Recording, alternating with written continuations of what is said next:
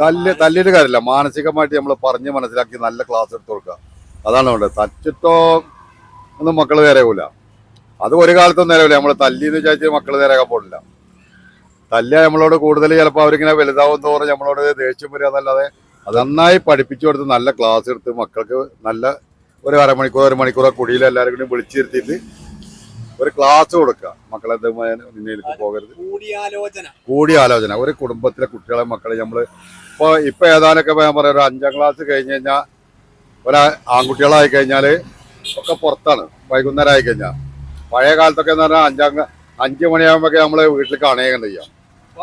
ഇപ്പൊ കുട്ടികൾ പുറത്തു പോവാണ്.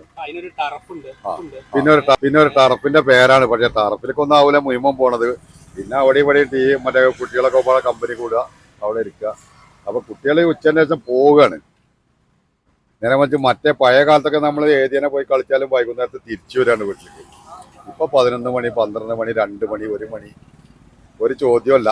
എവിടേക്കാ പോയെന്ന് ടർഫില് അല്ലെങ്കിൽ വേറെ കൂട്ടുകാരന്റെ പാർട്ടി അങ്ങനെ പോവുകയാണ്.